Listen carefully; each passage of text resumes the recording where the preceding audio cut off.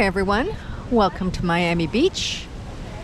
It is just after 6 in the evening. I think it's 6:30ish in the evening. It is a beautiful November evening here in South Beach. We are actually at the corner of First Street and Ocean Drive. And today David and I are walking northbound along Ocean Drive. We're on the east side.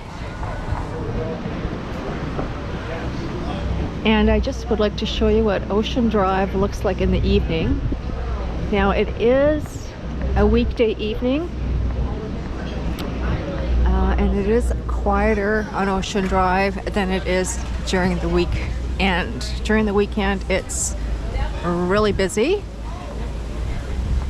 and it does tend to get busier, more action-packed once we get to 5th Street.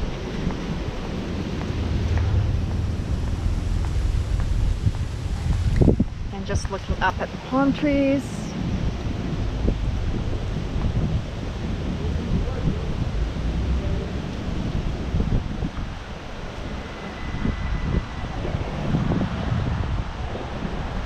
We've been really enjoying ourselves the last few days, and we head home next Sunday. I will be walking along Ocean Drive during the day because I do want to point out some of the beautiful Art Deco buildings along Ocean Drive. The buildings, the structure, the windows, the door handles, some of the gates are just beautiful. It's just a whole Art Deco vibe. And I also want to point out one of my a location of one of my favorite all-time movies from the early 80s, starting Al Pacino, called Scarface. It was a pretty violent movie, but I had such a crush on Al Pacino that I watched everything that, well, I can't say I watched everything, but I certainly watched that movie, and that's, I think, one of the many movies that he was known for.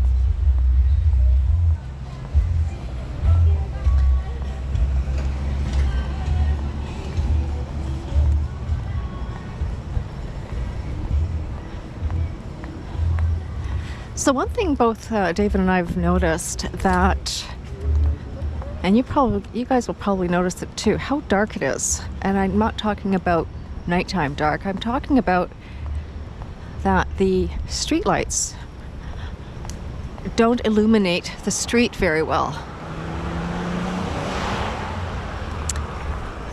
Which I never noticed that before, but we noticed it the other night, how dark the street is, the sidewalk.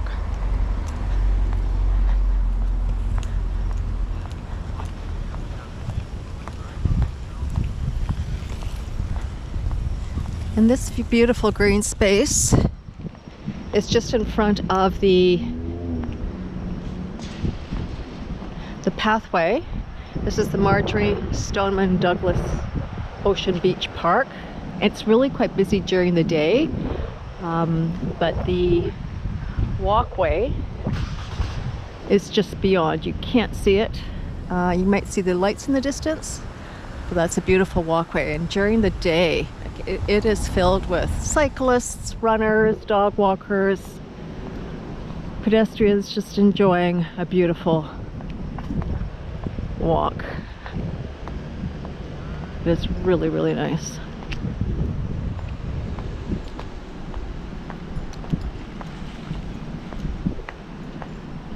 So I'm not sure if I've already mentioned this, but David and I are going to the Versace House restaurant for dinner tonight. And it's going to be a bit of a treat because that's where Gianni Versace lived.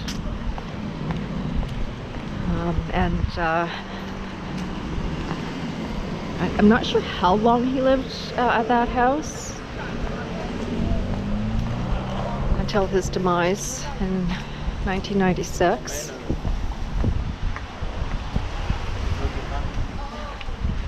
but it's quite ornate, is what I've heard. It's really big, really big. And he was just part of the neighborhood, and all the locals knew him, and he used to go out and, you know, get a coffee and a newspaper and head back home. He was just part of the landscape. On that note, there is a, I think it's a Netflix series. Is it Netflix, babe?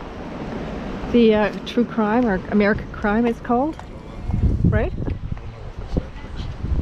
But is it called American Crime?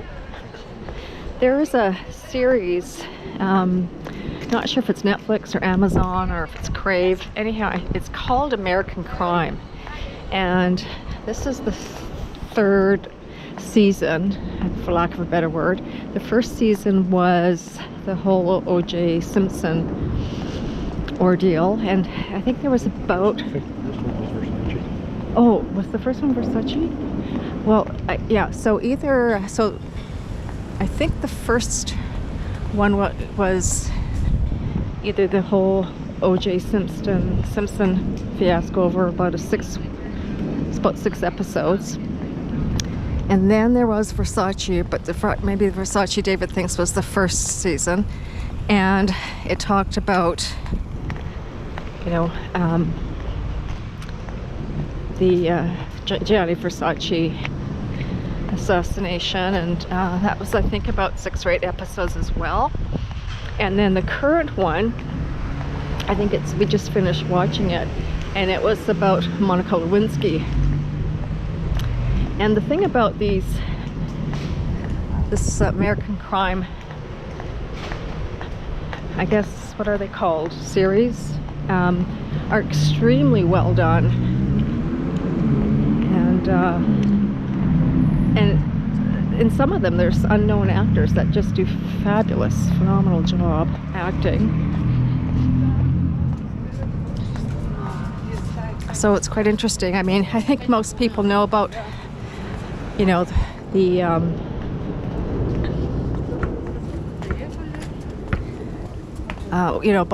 the whole Monica Lewinsky thing, and if you don't, I would suggest perhaps maybe checking out those episodes of American Crime. But all 3 of them were quite infamous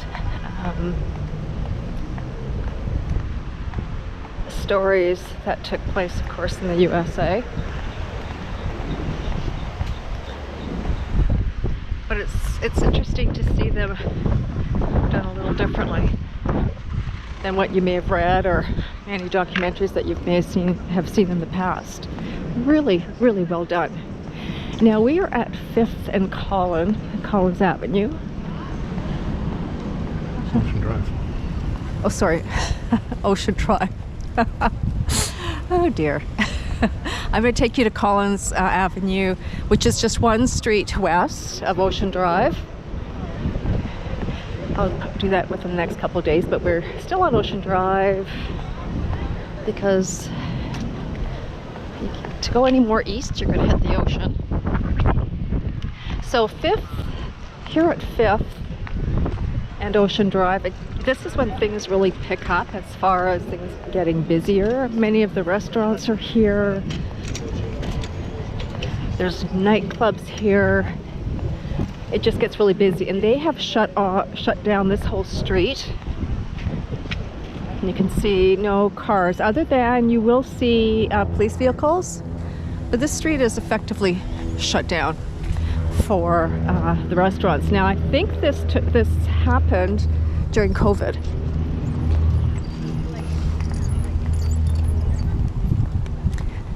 And looks like they're probably keeping it. And it was on Saturday night, it was really busy here on Ocean Drive. Spring break is even worse. Yeah, spring break. Were we ever here during spring break? No.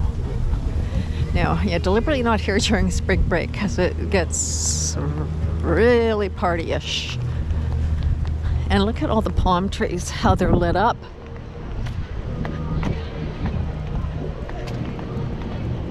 So pretty.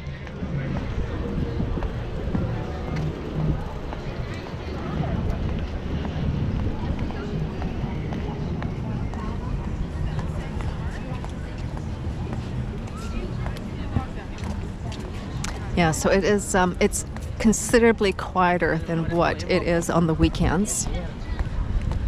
Considerably quieter. Which we do kind of welcome, right, babe?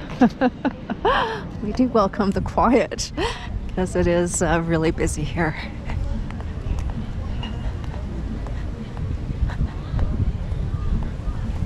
So weather permitting, I want to take you basically along this along Ocean Drive during the day. I want to take you along Collins Avenue, which is another very popular street in South Beach. And South Beach is just a community of Miami Beach. And you may have noticed many of the buildings are not very tall.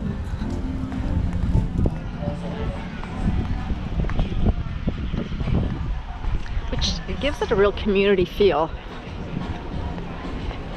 In downtown Miami, the heart of Miami Beach, typical big city, tall buildings and condos. It's just a different vibe down here.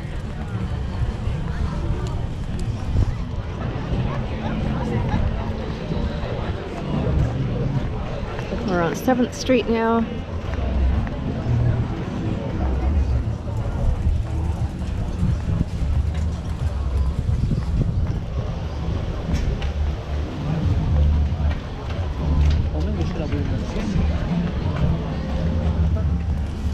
I'm not sure if you've noticed, but the further we walk along Ocean Drive, it gets a little more crowded, a little busier. Well, this is not crowded, but it gets a little bit busier and a little bit noisier.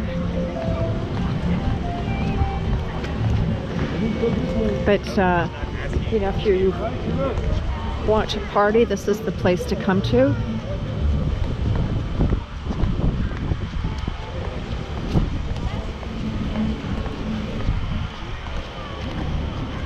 Yeah, I'm going to show that.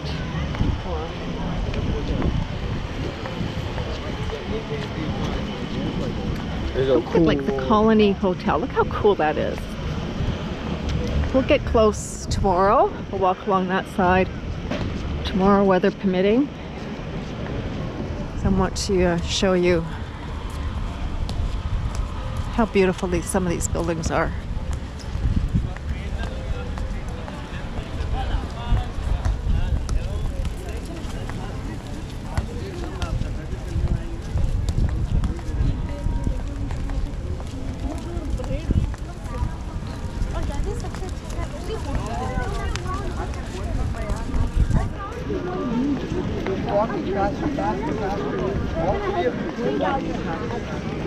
And you can't run 100 miles. I don't. Yeah. So today David was hoping to go windsurfing, but the place that he was going to go to recommended reconsidering because it was an offshore wind. Is that what it's called? Yeah, an offshore wind, which means that when you're sailing, the wind carries you like away from the shoreline. And that's not necessarily a bad thing, but it can be a bad thing if it's really, really windy, and it was really, really windy today. So fingers crossed, right, love, that you can go hopefully within the next couple of days. I don't windsurf. I tried windsurfing. I took windsurfing lessons years ago. Major fail. One time we were away and I was windsurfing. It's exhausting. It's fun. It's all technique. It is fun, but the learning process was painful for me. And we were away and I was windsurfing. I'd finished my instruction, so I was on my own and practicing, and I got really, really tired, and I fell off, as I normally did, fell off the board, and it was getting pretty windy, and the sailboat and sail just headed out into the ocean. So I swam back to shore and immediately alerted the company that rented the windsurfer to me, and they had to paddle out there and their motorboat and collect the windsurfer. So, but on that note, I was not the only person that happened to. Apparently it's a fairly regular occurrence. Now, that guy could have been just a nice guy and told me that to make me feel better, but at least that's what he said, that it does happen on a fairly regular basis, especially with newbies like myself. It would have been an excellent sport to learn when I was a lot younger. David has been a windsurfer since you were 12? Teenager? Teenager, yeah. So he's been windsurfing since he's been a teenager. So he just cuts across the water, flies across the water.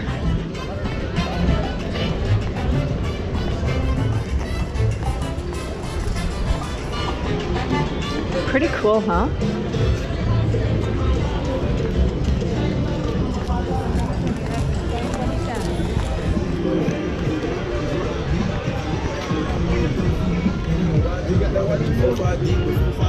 Anybody give the seat, then we're gonna hook you up in order like 1, 2, 3. Isn't it beautiful and colorful? It's so gorgeous.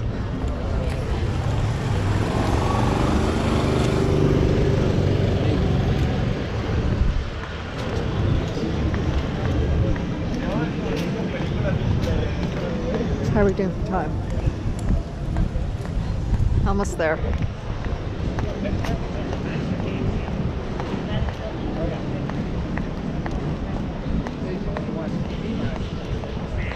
Small breeze. It's a little bit cooler than it has been in the evening.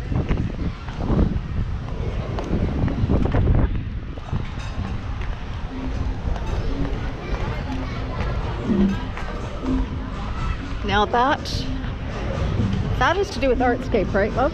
There's a Art Miami is I think an annual occurrence, and that, I don't know if the camera will pick it up, but in the distance you'll see that white roofing. That's where one of the art displays is located. Emma's Park, Ocean Drive. We came to one once, didn't we, love? No, we didn't. We're now at 11th Street, so we started at 1st Street. We're now at 11th Street, and here is Versace. So we're going to cross the street.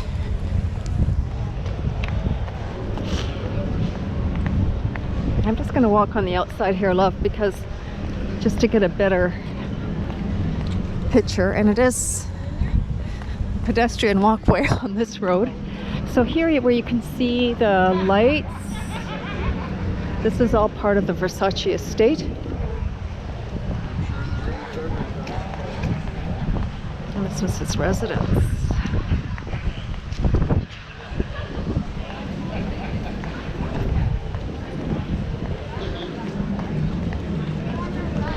And here we are.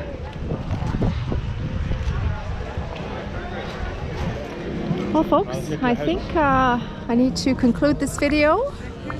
Thank you very much for joining me. I look forward to seeing you in my next video. This is Boomer Girl Walking, signing off.